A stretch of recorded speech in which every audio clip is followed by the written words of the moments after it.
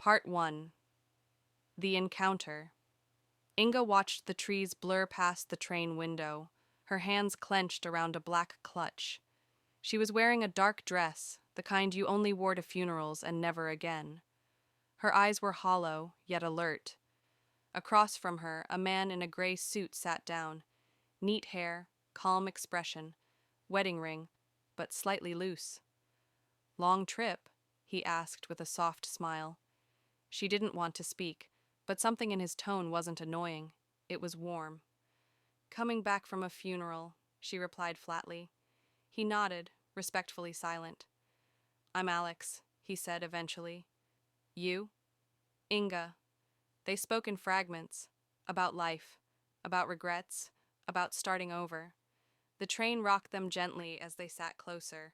She noticed his eyes lingered. He noticed she didn't pull away. When the train slowed at her stop, she stood up. "You seem like you're running from something," he said. "Aren't we all?" He handed her a business card. No name, just a number. "If you want to talk again." She pocketed it without a word and stepped off. The next day, she visited her best friend Olya, needing warmth. They sat for coffee. Laughter tried to return. Then Inga looked at the shelf. There, in a silver frame, stood a photo of Olya, her daughter, and Alex. Her heart stopped. Part 2. Double Faces. Inga stared at the photo. The same gray suit, the same warm smile. Olya was pouring coffee in the kitchen, unaware of the storm behind her. Inga blinked rapidly, forcing her voice to stay calm. "That man, in the picture, who is he?" Olya chuckled. "My husband, Alex." "Why?" A pause. "Oh, nothing," Inga lied. "He just looks familiar." Her hands trembled under the table. She excused herself shortly after, heart racing as she stepped out into the street. That night, her phone buzzed. Unknown number. "I've been thinking about you." Inga hesitated, then typed, "Your name is Alex. You're married to Olya." A long pause. Then, "Alex, you weren't supposed to find out that way, but I can explain."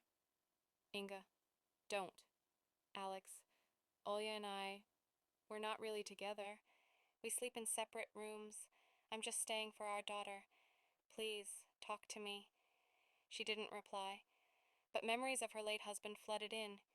He, too, had lied, had said things to keep her calm, until the night he vanished and was found in the river. They called it suicide, but she never believed it. The pain, the silence, the cold goodbye, none of it made sense. And now this man, this new man, was just another walking shadow. Or worse. 2 days passed. Then Alex called. "I know something about your husband," he said, voice low. "Something I should have told you before." Inga froze. "What do you mean?" "I think he was murdered, and I think Olya knows more than she admits." Silence.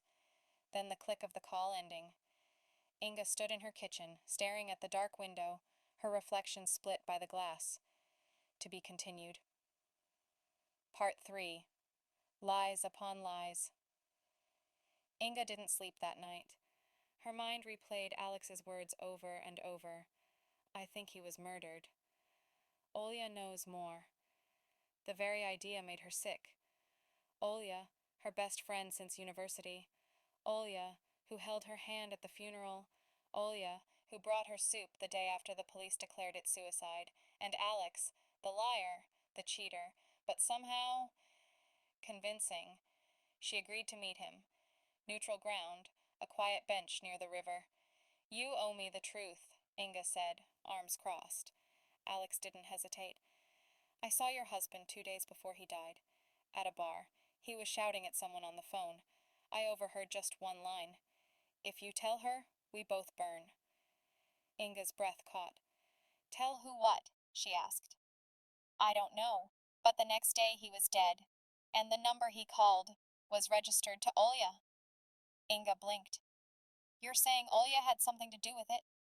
"I'm saying," Alex said carefully, "that Olya may know why he died, and that she's hiding something from both of us." Inga went home and dug through old things, her husband's notes, bills, photos.